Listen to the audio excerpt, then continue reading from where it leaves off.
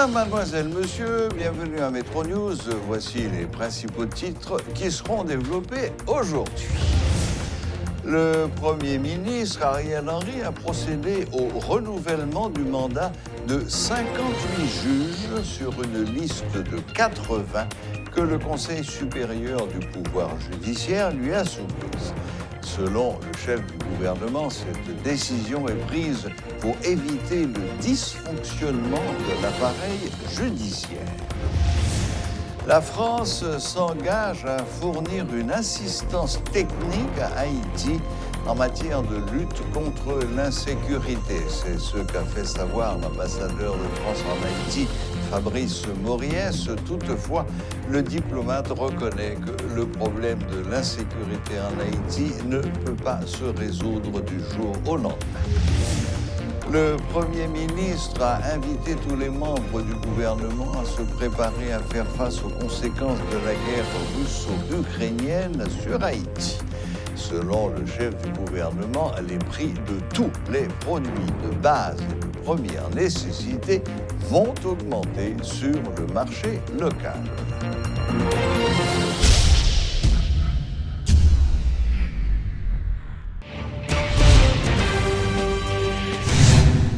La PNH a mené plusieurs opérations durant le week-end. Dans les NIP, à Canaan, à Onaville notamment, des arrestations ont été effectuées. Le porte-parole de la police nationale, l'inspecteur Gary Desrosiers, le confirme et appelle une nouvelle fois la population à collaborer.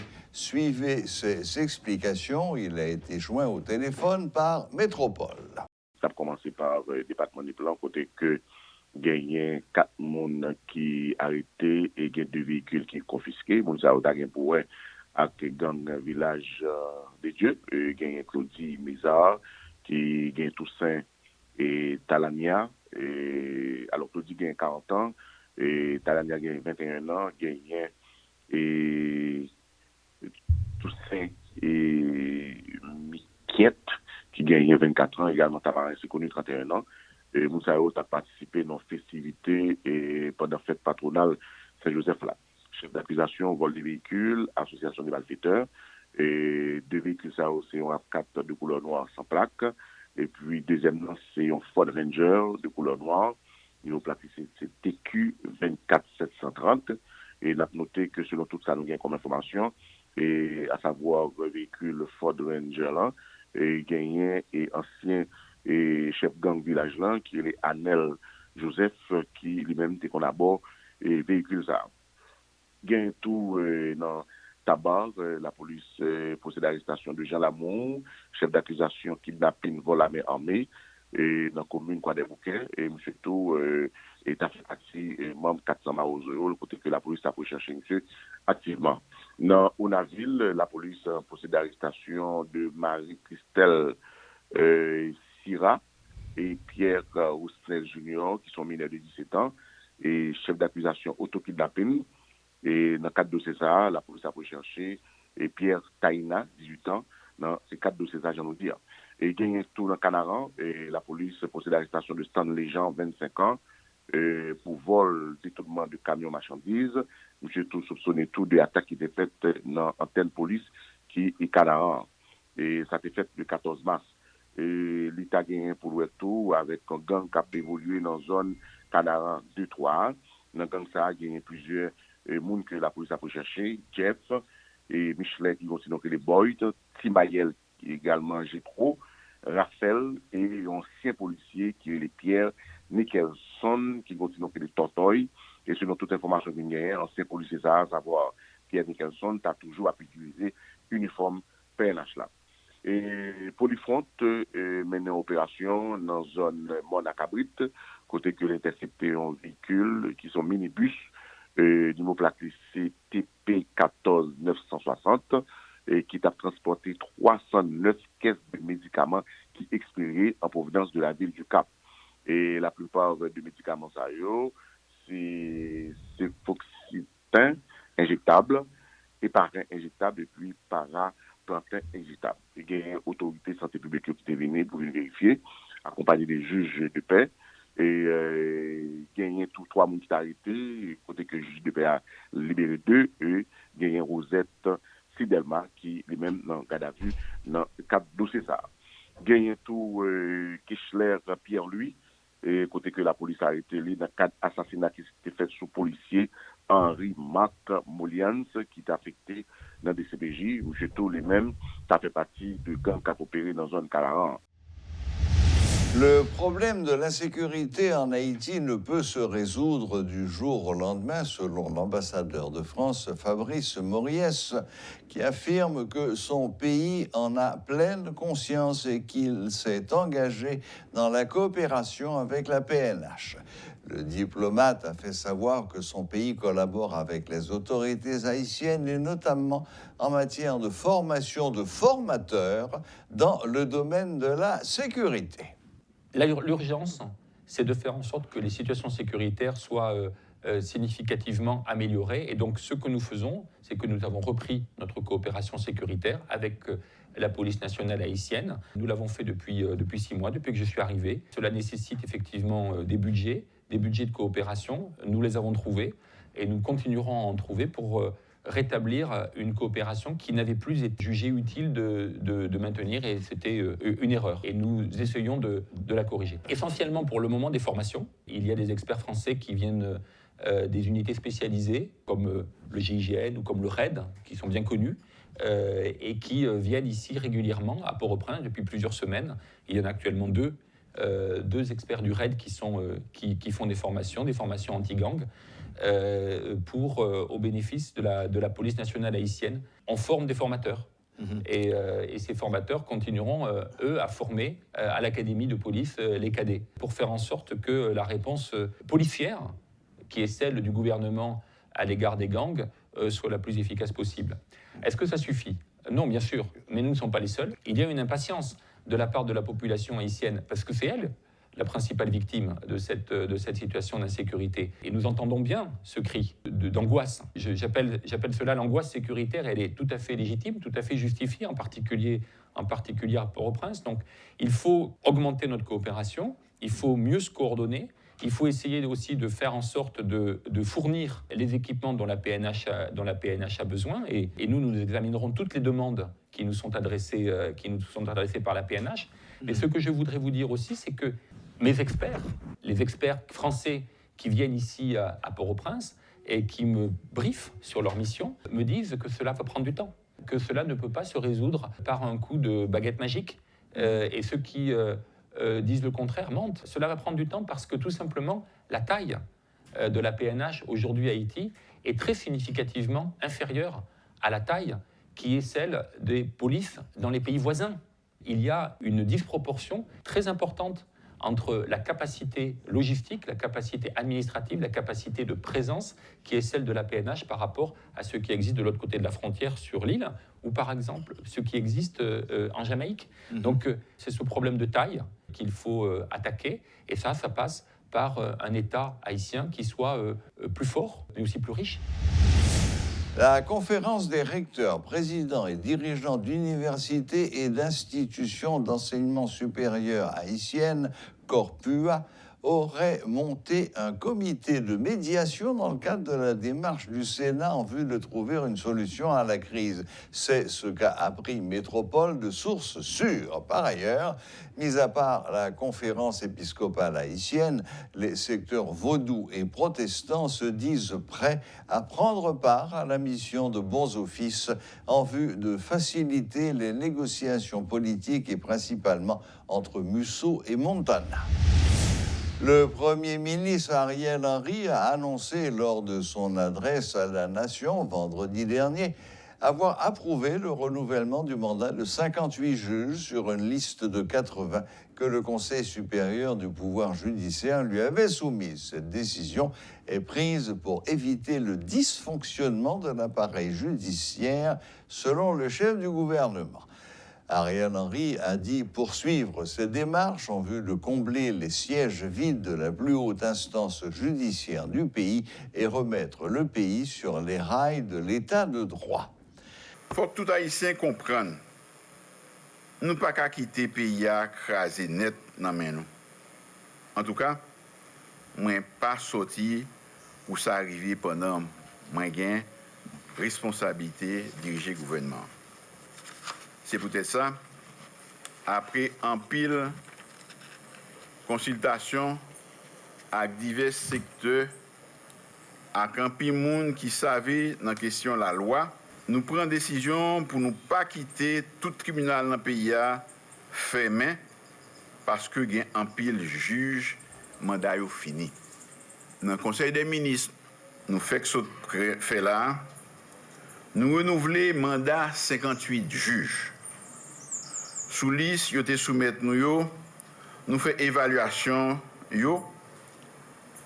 et nous écartons tout ça qui a plainte qui dépose contre eux jusqu'à ce que l'enquête CSPJ finisse. Il faut que nous mémorions le système judiciaire pour le peuple haïtien qui a recommencé à faire la justice pays à confiance. Puis devant, nous avons pour nous nommer juges dans l'autre juridiction pour nous rendre le système judiciaire fonctionnel. Il y a un petit groupe qui a dit nous pas de droit à mettre juge parce que tu as préféré toute bagaille bloquée dans le pays. Mais comme responsable, nous ne pouvons pas permettre ça arriver. Réagissant à ce sujet, le Réseau national de défense des droits humains, RNDDH, se dit contre le fait que l'exécutif ait décidé d'écarter les 22 autres magistrats alors que ça ne relève pas de sa compétence. Le Premier ministre a invité tous les membres du gouvernement à se préparer à faire face aux conséquences de la guerre russo-ukrainienne sur Haïti. Selon le chef du gouvernement, les prix de tous les produits de base et de première nécessité vont augmenter sur le marché local. Pays noir risque de prendre gros frappe à cause de la guerre qui éclatait en Europe entre la Russie et l'Ukraine. Gaz pour monter, farine pour monter, engrais pour monter, et il y a possibilité pour prix en pile l'autre produit monter tout. Là, nous avons fait ajustement dans le prix gaz là. Baril pétrole là, t'es à $85 américains.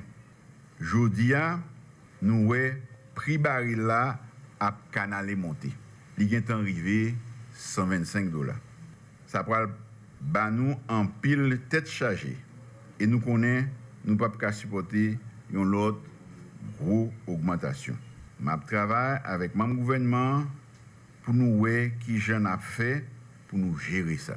Moi, je demande tout ministre dans le gouvernement pour réfléchir sur l'impact de la guerre ça pour le gain sur l'économie pays.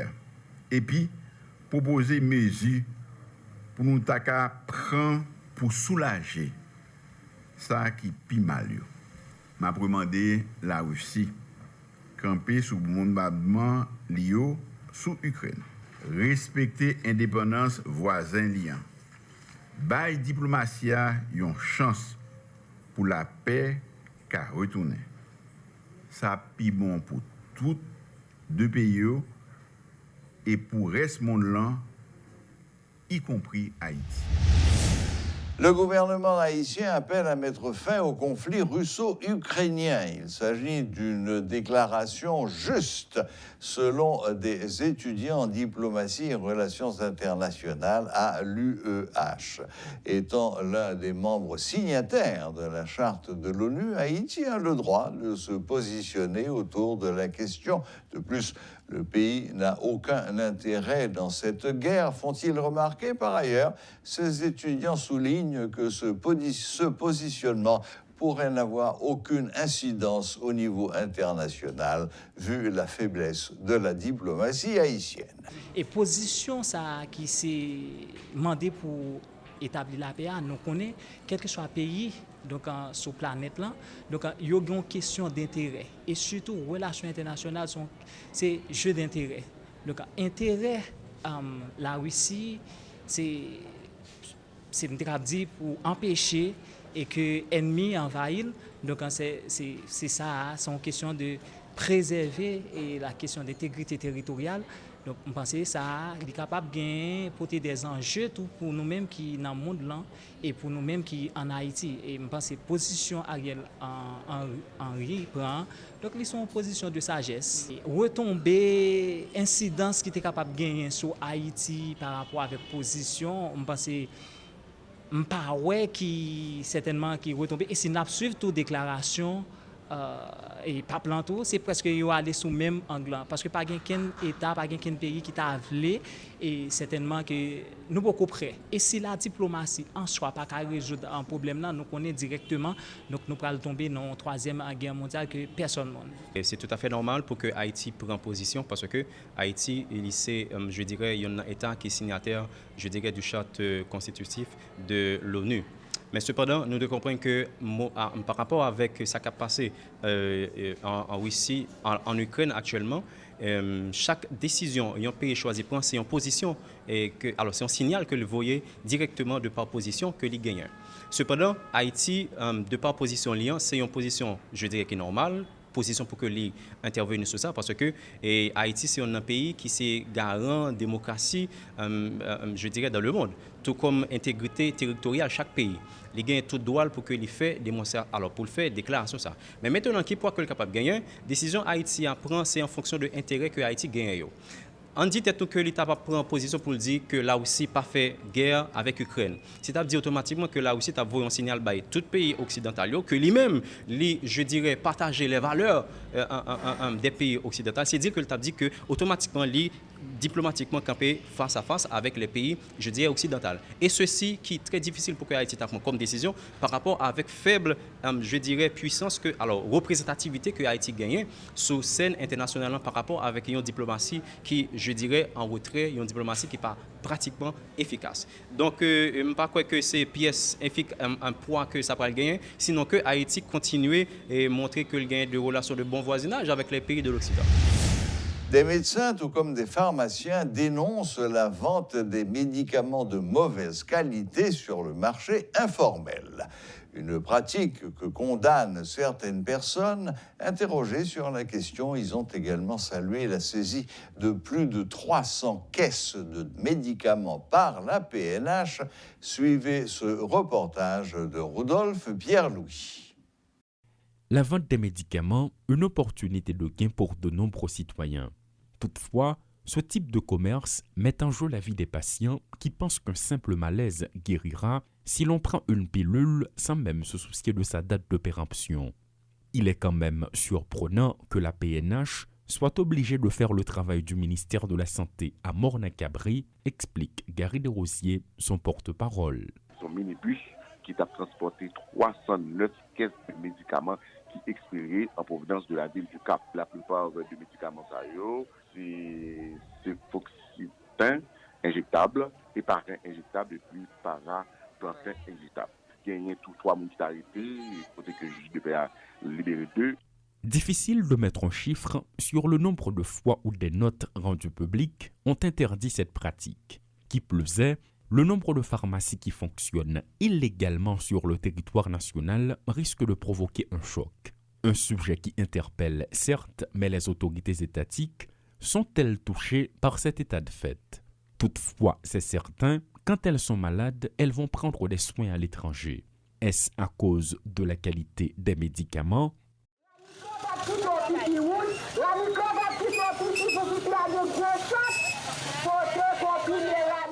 Les médicaments s'alignent sur les étagères de n'importe quelle pharmacie. Mais travailler dans l'une d'entre elles ne fait pas de quelqu'un un pharmacien, pas plus que la vente de médicaments dans les rues. C'est une profession comme toutes les autres qui nécessite au moins 2 années de formation, explique cette pharmacienne qui compte plus de 10 ans d'expérience. Un mauvais remède peut tuer en quelques secondes, précise-t-elle.